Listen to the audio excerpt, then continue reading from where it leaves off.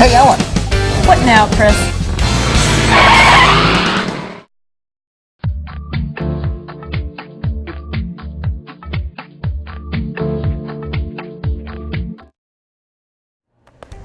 Hey, Ellen. Hey, Chris. We're covering the 2018 California Spring Trials. It's day 4.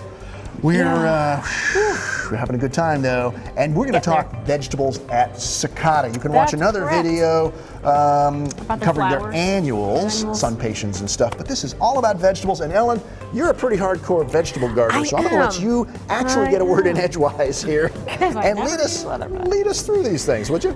Okay, well, we got Desperado. It's a hot Anaheim type.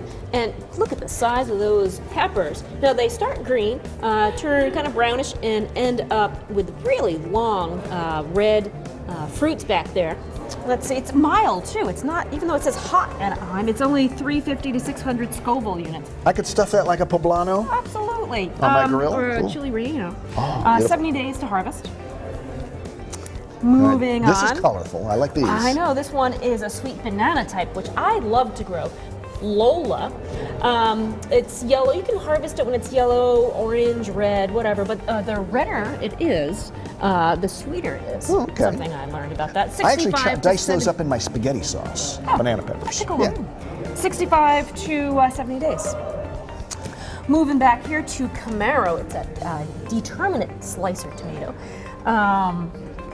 Oh, and this thing is cool. So sometimes in the heat of summer, the fruit doesn't set. Right, yeah, you get over like 90 degrees or something like that, you don't make tomatoes, right? Well, this one does. So you don't have that problem. So it's continuously, well, not continuously producing because That's it is right. a determinate, They had a term for that. fruit. Hot set. Hot set was like the technical term. Right. There Okay, it is up and there as well. there it is up there. Yeah. Coming down here, we got a Seaside spinach. Now this one is a baby leaf spinach. It gets to that size and pretty much holds there, which I like. Can I see how Yum, it yum, tastes? Ooh, that's sweet. Very nice. Okay, a couple more things. I haven't had lunch yet. Down here to the Cabbage, Primo Vantage. Now, it's small. It grows to be about that size. The width, I should say, but then the head starts to grow. And I think she said 4.5 pounds or so.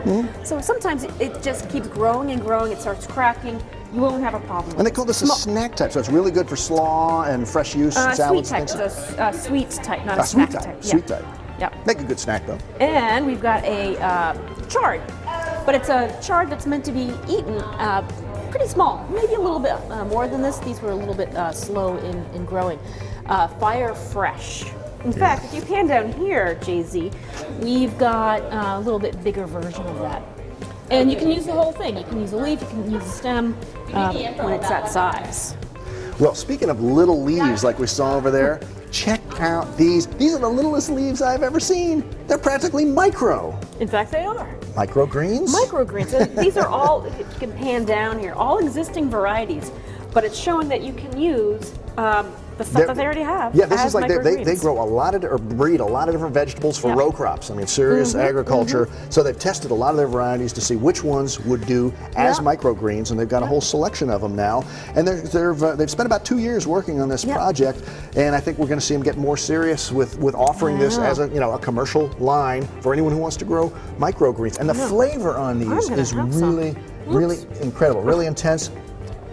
Delicious. I'm going to take some of these and sprinkle them on my lunch in there.